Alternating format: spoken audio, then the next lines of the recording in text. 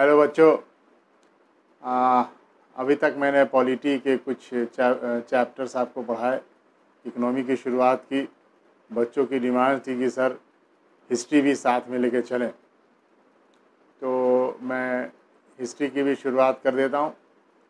आज मैं ancient history, प्राचीन भारत को शुरुआत कर रहा हूँ, और उसमें जो पहला चैप्टर होगा वो प्री हिस्टोरिक पीरियड है, प्राग ऐतिहासिक काल है, उसके बारे में बताऊंगा। तो हालांकि ये यहाँ से जो प्रश्न आते हैं वो नवपाषाणिक से ही ज़्यादा प्रश्न आते हैं जीएस में। फिर भी मैं संक्षिप्त भी जानकारी दूंगा, ज़्यादा एक्सटेंसिव नहीं जाऊंगा, क्योंकि ज़्यादा एक्सटेंसिव पढ़ना भी नहीं है, तो मैं संक्षिप्तता ही लेके चलूँगा। बोर्ड वर्क जो है वो मैं इसमें मोड को चेंज कर रहा हूँ, चूँकि आपको कुछ लिखा हुआ जो दिखाई, कुछ लोगों ने शिकायत की कि बहुत स्पष्ट नहीं दिख पा रहा है, तो इसलिए मैं मोड चेंज कर दिया पढ़ाने के तरीके में, तो शायद इससे आपको और ज़्यादा लाभ मिलेगा। तो आइए शुरू करते हैं। प्रागैतिहासिक काल, इसका जो शुरुआत है, मैं पहले इतिहास को डिफाइन कर दूं कि इतिहास कहते किसको है। तो अतीत की घटनाओं को, जो पास्ट के जो घटनाक्रम है, अतीत की घटनाओं को जानकारी देने वाले कालक्रम, मतलब अकॉर्डिंग टू क्रोनोलॉजी, कालक्रम के अनुसार व्यवस्थित रूप से जानकारी देने वाले शास्त्र को इतिहास कहते हैं। ठीक है, अतीत की घटनाओं की स्थिति को कालक्रम के अनुसार जानकारी देने वाले शास्त्र को इतिहास, हिस्ट्री कहा जाता है। एक अस्पष्ट सा इतिहास की एक परिभाषा है, जब आपसे कभी पूछे तो आप इसको आप कह सकते हैं। भारत के जो प्राचीन इतिहास है उसको 3 भागों में बांटा गया है: pre historic period, proto historic period और हिस्टोरिक पीरियड। प्राग ऐतिहासिक काल, आद्य ऐतिहासिक काल और ऐतिहासिक काल। ये किस आधार पर कहा गया, यहाँ से भी प्रश्न बनते हैं। तो ये लिखित साक्ष्य और पुरातात्विक साक्ष्यों के आधार पर इसका इतिहासकारों ने वर्गीकरण किया कि जिस कालखंड के, जिस पीरियड के जानकारी आपको पुरातात्विक रूप से मिलती है, कोई लिखित साक्ष्य उपलब्ध नहीं होता, उसको प्रागैतिहासिक काल कहते हैं, pre historic period. Proto historic period क्या है? हिस्ट्री से जस्ट पहले का आद्य ऐतिहासिक।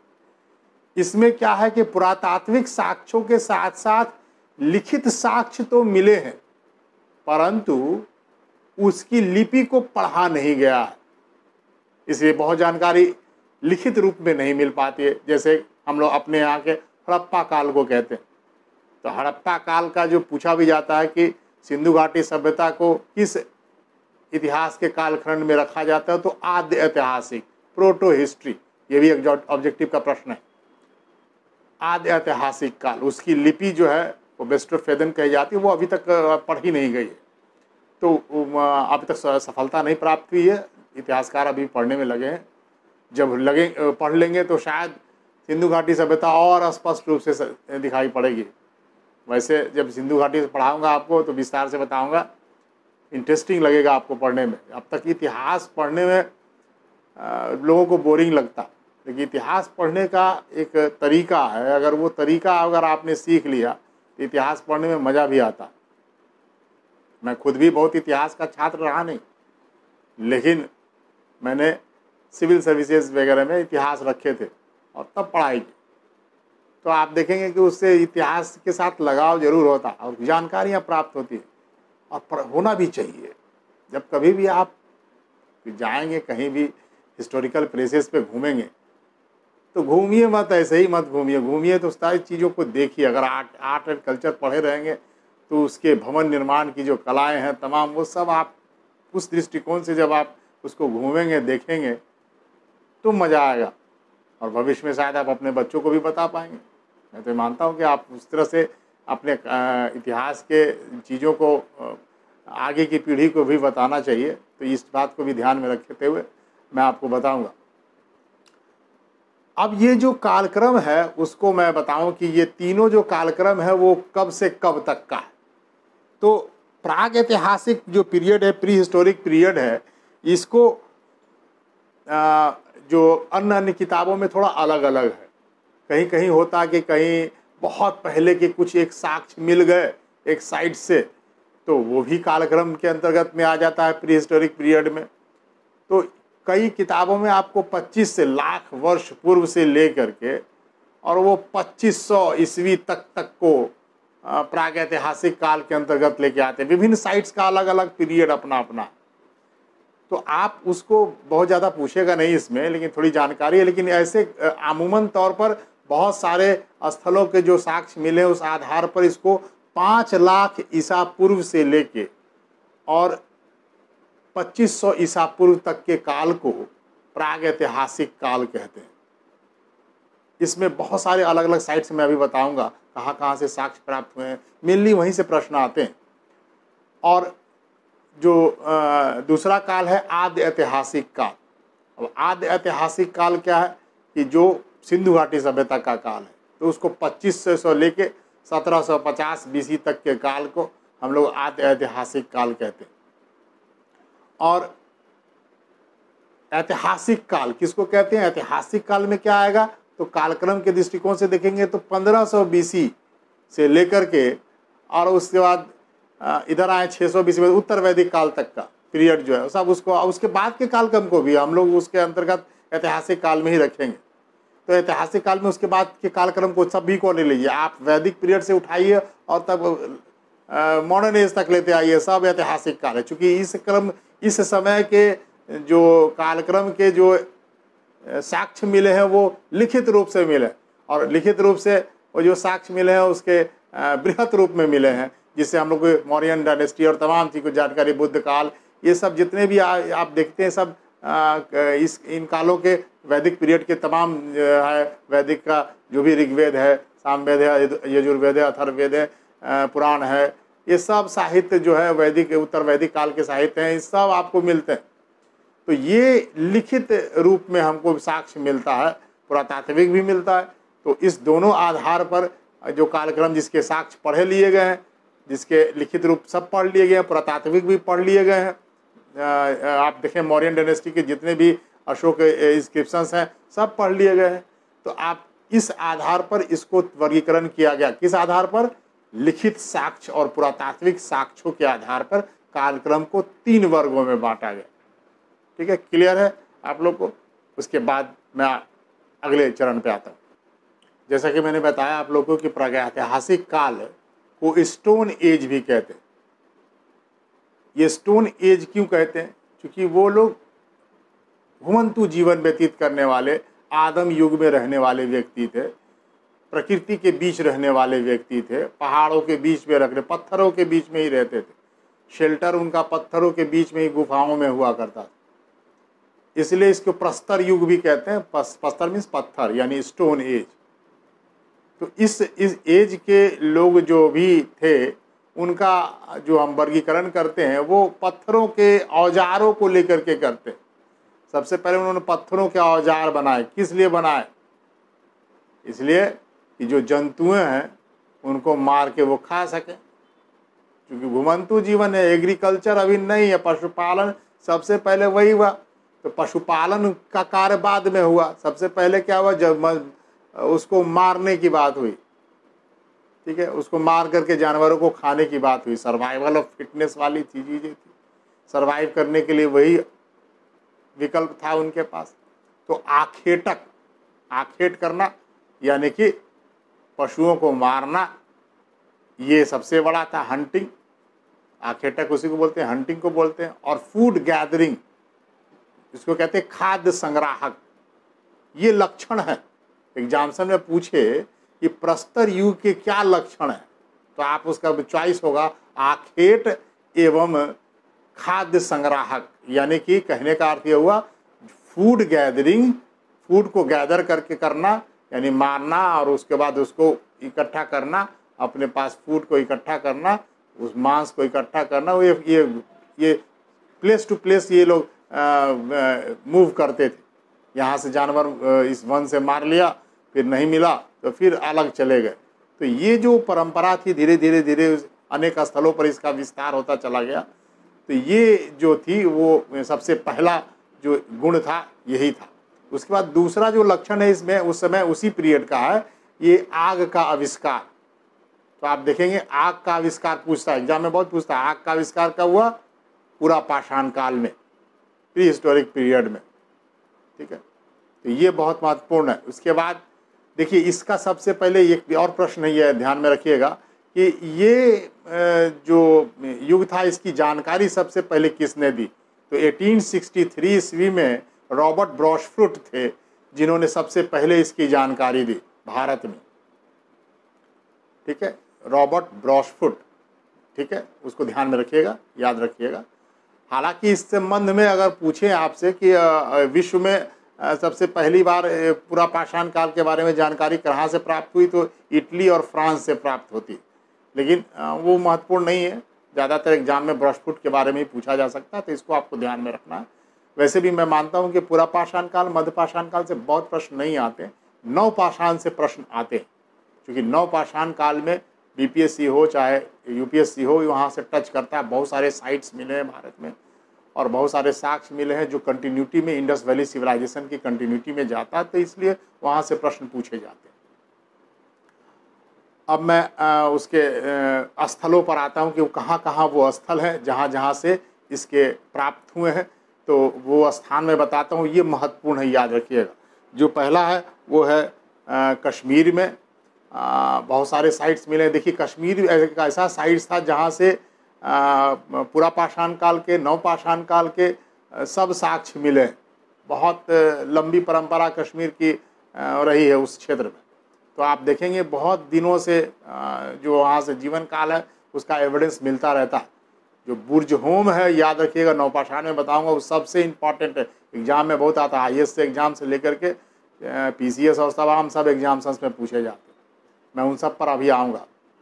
इसके बाद है उत्तर प्रदेश का जो मिर्ज़ापुर है, उसमें एक बेलन घाटी है, वहाँ से भी इसके एविडेंस प्राप्त हुए हैं, साक्ष्य प्राप्त हुए हैं। उत्तर प्रदेश के मिर्ज़ापुर के बेलन घाटी और मध्य प्रदेश के भोपाल से भीमबेटका की गुफाएं, याद रखिएगा, ये बहुत इंपॉर्टेंट है। भीमबेटका जगह का नाम है, गुफा है। उस गुफा में बहुत सारे चित्र बने हुए मिले हैं, और वो हर काल के मिले हैं, पूरा पाषाण काल के भी, मध्य पाषाण काल के भी, नव पाषाण काल के लिए। तो ये भीमबेटका बहुत इंपॉर्टेंट है। उसकी जो फॉसिल्स मिले हैं उसके आधार पर इसकी जानकारी मिलती है, जो जीवाश्म मिले हैं उसी के आधार पर ये सब जानकारी मिलती है। और उस काल के गुफाओं में जितने भी पत्थर मिले हैं, उस पत्थरों पर चित्रात्मक जो है वो वर्णन मिलता है, चित्र बनाए हुए। आखेट करता हुआ व्यक्ति मिला है जो कि उस समय दिखाया। देखिए इसका मतलब है कि क्या दर्शाता है, आखेट करता हुआ चित्र दिखाया गया। इसका मतलब मनुष्य अपने मनोभावों को व्यक्त करने की जो परंपरा है वो उस एज से ही शुरू हो गई। क्योंकि उसमें लिपि नहीं थी तो वो अपने मनोभाव को किस रूप में दिखाया? चित्र रूप में। आखेट करता हुआ, उसको आखेट करना ही एक महत्वपूर्ण काम था सरवाइव करने के लिए। तो आखेट करता हुआ मनुष्य दिखाई पड़ता, वो चित्र दिखाई पड़ता। तो ये है भीमबेटका, याद रखना बेटा। मध्य प्रदेश के भोपाल के निकट भीमबेटका जगह है जहाँ गुफाएं हैं, वो आपको ये महत्वपूर्ण है, यहाँ से साक्ष्य मिले। नेक्स्ट है नर्मदा घाटी, जो नर्मदा का इलाका है नीचे, और सोहन घाटी, ये इलाका, इन सबों जगहों से आपको पूरा पाषाण काल के साक्ष्य मिले हैं। तो ये आपको ध्यान में रखना है कौन कौन से साइट्स मिले हैं। इसमें सबसे महत्वपूर्ण है, मैं फिर से एम्फेसिस डालता हूँ, भीमबेटका। याद रखना, भीमबेटका जरूरी है, एकदम एग्जाम्स के लिए सबसे इम्पॉर्टेंट है। अब इस समय के जो औजार हैं वो क्वार्जाइट पत्थर होता है, उसके कुल्हाड़ी मिले हैं। उसके बाद हैंड एक्स जो है जिसको कुल्हाड़ी बोलते हैं, और चॉपर जो गड़ासा बोलते हैं। तो ये जो औजार हैं उस समय काल के मिले। तो ये औजारों के आधार पर देखिएगा, औजार के आधार पर भी काल विभाजन होता। ठीक है, ध्यान में रखिएगा। एक विभाजन और भी तरीके से किया गया, वो है धातुओं के आधार पर, इस औजारों के आधार पर। जब तक पत्थरों के औजार मिले, प्रस्तर युग कहते हैं उसको, और उसके बाद आप देखेंगे कि तांबा मिल गया। इंडस वैली सिविलाइजेशन के समय में तांबा मिला और टिन भी मिला, और दोनों को मिक्स करके उस समय के लोगों को लोग कांसा बनाने लगे, और उस कांसा से बने हुए जो औजार है उसका प्रयोग करने लगे। तो ये जो है इस युग को, इसलिए सिंधु घाटी सभ्यता के युग को कांस्य युगीन सभ्यता भी कहते हैं, कॉपर एज भी कहते हैं। और उसके बाद आप देखेंगे आगे चल करके बुद्ध युग का जो समय है 600 BC के आसपास का जो समय आता है, उसमें लोहे का आविष्कार हुआ, और उसके बाद लोहे के औजार मिलने लगे, इसलिए उसको हम लोग लौह युग के नाम से भी जानते हैं, आयरन एज के भी नाम से जानते हैं। तो ये धातुओं के आधार पर जो औजारों के अब मिले हैं, उस औजारों के आधार पर भी काल विभाजन किया गया है। ठीक है, अब हम आते हैं इसके दूसरे पक्ष पे। जो दूसरा कालखंड है उसको कहते हैं मध्य पाषाण काल। ठीक है, माइक्रो मेसोलिथिक एज, जो 10,000 से लेकर 7,000 BC तक के काल को हम लोग मेसोलिथिक एज के नाम से जानते हैं। इस जो कालखंड है, इसमें जो औजार मिले हैं वो औजार छोटे छोटे मिले हैं, इसलिए इसको माइक्रोलिथ एज भी कहते हैं, माइक्रोलिथिक एज भी कहते हैं। छोटे छोटे माइक्रोलिथिक, लिथिक मतलब याद रखना, लिथिक मतलब पत्थर होता, लिथो स्फेयर याद करो, पत्थर, लिथो, लिथ मतलब पत्थर। ठीक है, और ये जो माइक्रो मतलब छोटा, और छोटे औजार मिले माइक्रोलिथिक। तो मध्य पाषाण काल के पीरियड में औजार छोटे होते गए और वो नुकीले होते गए। ध्यान में रखो, पूरा पाषाण काल का लोग उतना ज़्यादा औजार में एफिशिएंस नहीं था। ठीक है, हालांकि पूरा पाषाण काल को 3 भागों में बांटते हैं उसी आधार पर, औजारों के आधार पर ही। तो ये आप ध्यान रखो, क्या था, पत्थर बड़े बड़े थे, और बड़े बड़े पत्थर को छोटा करने की कला उनको प्राप्त नहीं थी। ठीक है, तो पटक के बड़ा फेंक करके मारने में तो थोड़ी शक्ति ज़्यादा लगेगी, लेकिन अगर दूर तक को मार करना हो तो पत्थर छोटा हो तो ज़्यादा तेज़ी से मार सकता है, नुकीला पत्थर और तेज़ी से मार सकता है।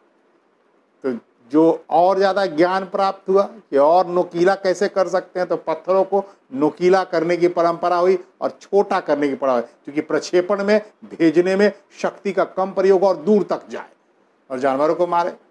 तो एक जो चीज़ है कि ये पहला इस काल में माइक्रोलिथिक एज में जो औजार है, उपकरण है, वो छोटे हो गए, इसलिए इसको माइक्रोलिथिक एज कहते हैं। ठीक है, एक कारण ये। दूसरा ये है कि इसमें इस समय आखेटक, जो मैंने कहा था कि पशुओं को मारने की जो चीज़ें हैं, हंटिंग का जो है, इसके साथ साथ पशुपालन इस काल की मुख्य विशेषता रही। पशुपालन इस काल में, मध्य पाषाण काल में शुरू होता है, मेसोलिथिक एज में। एग्जाम्शन में पूछेगा कि पशुपालन की शुरुआत कब हुई, तो आप बोलेंगे मेसोलिथिक एज में। अब वो मेसोलिथिक एज में कौन सा जगह है जहाँ सबसे पहले हमको पशुपालन का साक्ष्य मिला, तो वो जो प्राचीनतम जो साक्ष्य मिले हैं वो है आदमगढ़, और दूसरा मध्य प्रदेश में, ये मध्य प्रदेश का आदमगढ़ और राजस्थान का बागौर। ये 2 साइड से याद रखना, राजस्थान का बागौर और मध्य प्रदेश का आदमगढ़। ये 2 स्थानों पर पशुपालन के प्राचीनतम साक्ष्य मिले हैं। लगभग 5000 BC के आसपास का वो पीरियड है।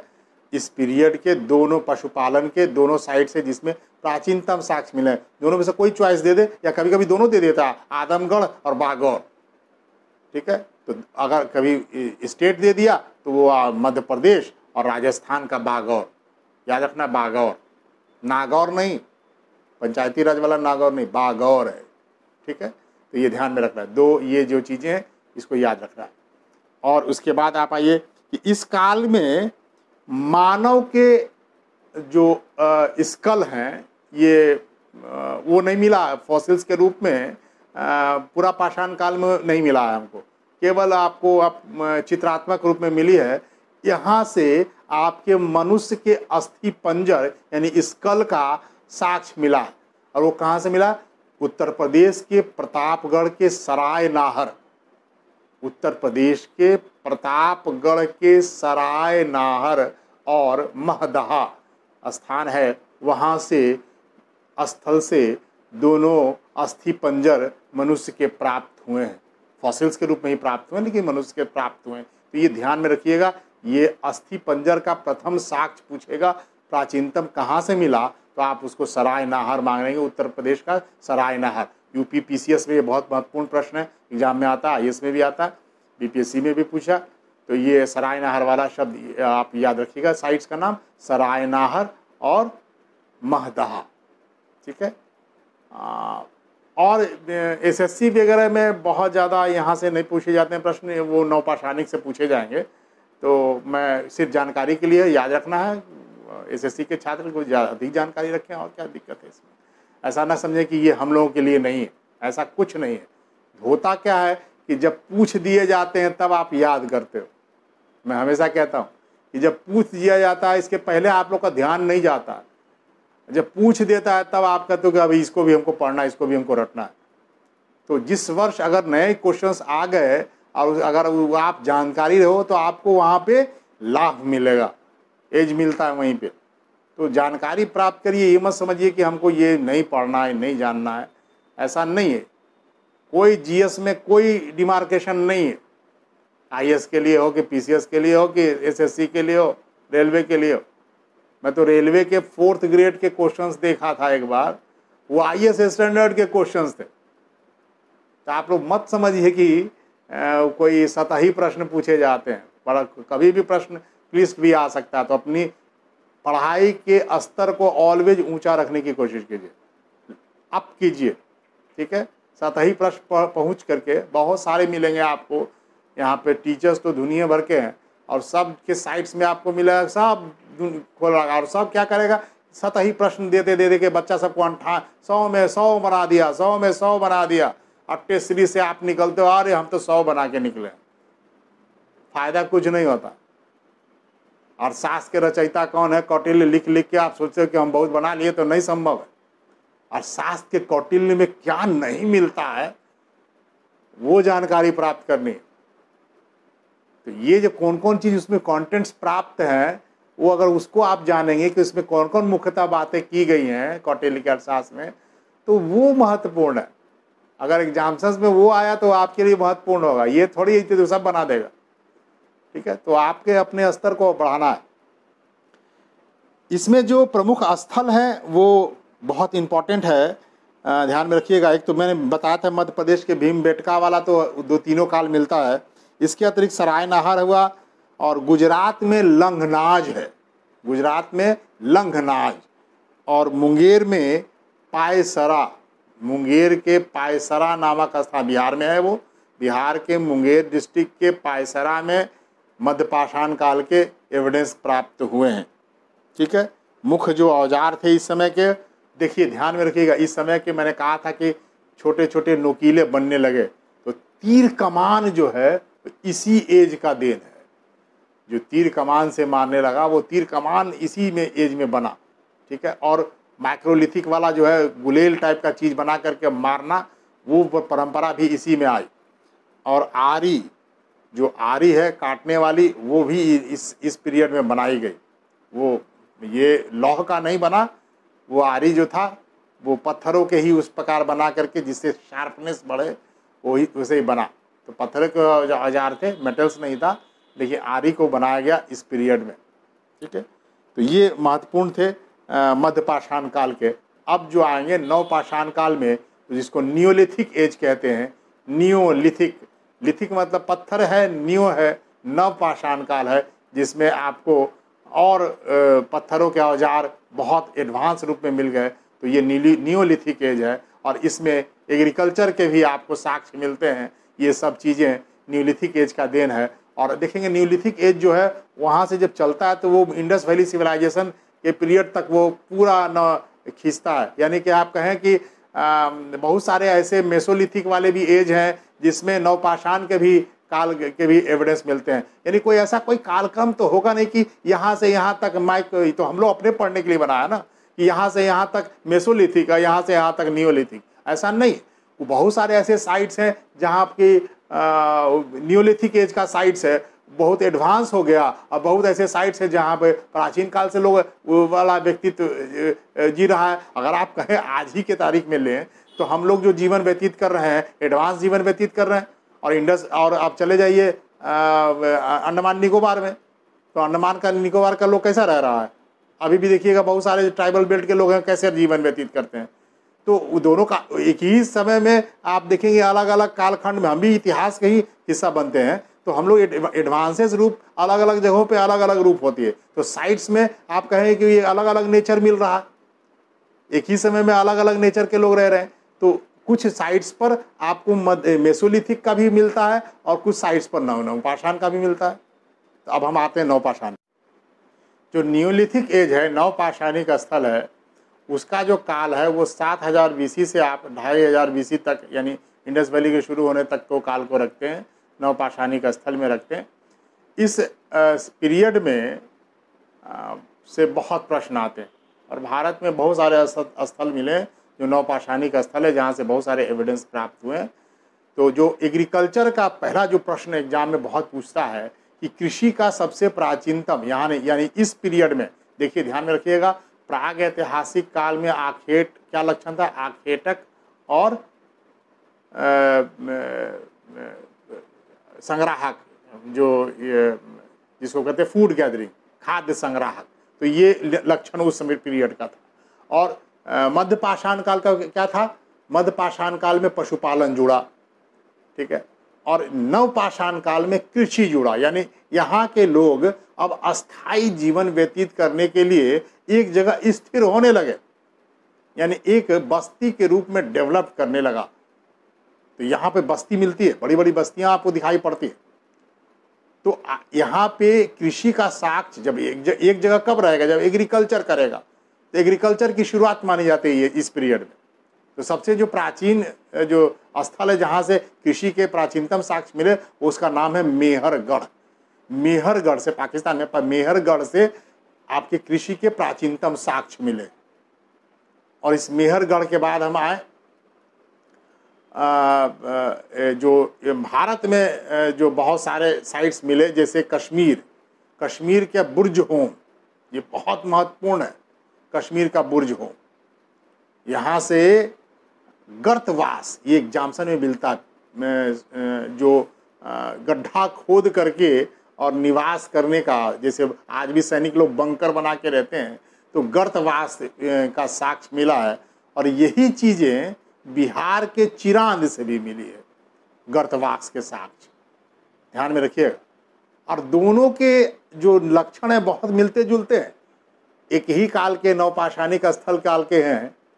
और एक बहुत महत्वपूर्ण बिहार के लिए भी, और एग्जाम में बीपीएससी में बहुत पूछा जाता है कि चिरांद जो जगह है सारण डिस्ट्रिक्ट का, चिरांद में हड्डी के उपकरण, हिरण के हड्डी के सींगों से और हड्डियों के उपकरण प्राप्त हुए ढेर सारे मात्रा में। हिरण की हड्डियों के और उसके सींगों के, हड्डियों से बने हुए उपकरण और सींगों से बने हुए उपकरण बहुत प्राप्त होते हैं चिरांद से। इतनी कहीं नहीं प्राप्त हुई है, भारत के किसी भी स्थल से नहीं प्राप्त हुई है। तो एग्जाम्स में बहुत पूछा जाता है।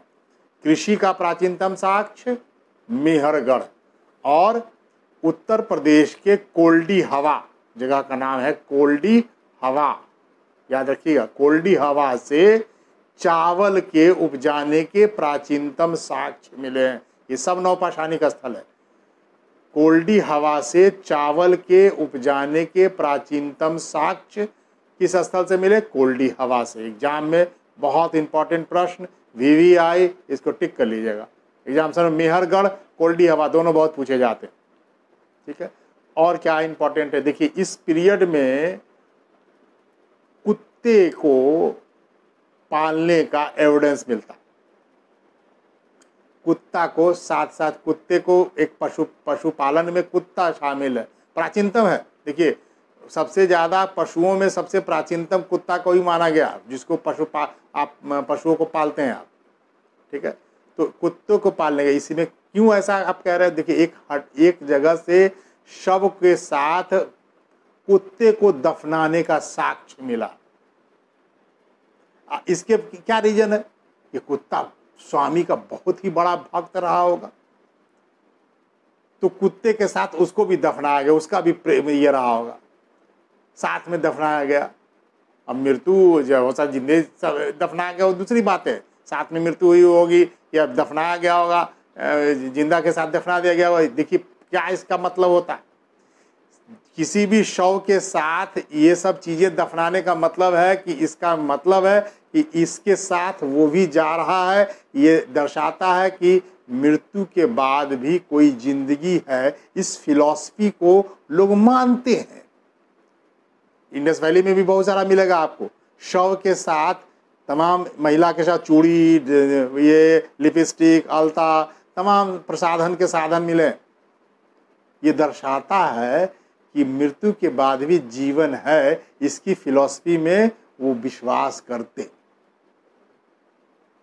ठीक है, तो ये कभी कभी पूछा जाता है विश्लेषण में कि इसका क्या मतलब है। तो जीवन क्या, मृत्यु के बाद भी जीवन है, इसका मतलब है।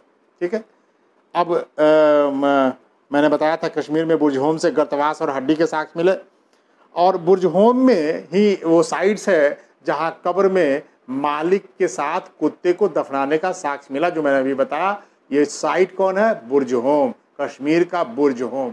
गर्तवास कुत्ते के साथ दफनाने के, मालिक को दफनाने का साक्ष्य 2, हड्डी के औजार ये 3, ये बुर्जहोम में मिले। ठीक है, और हड्डी के औजार में बताया कि सर्वाधिक मात्रा में हड्डी के औजार कहाँ से मिले?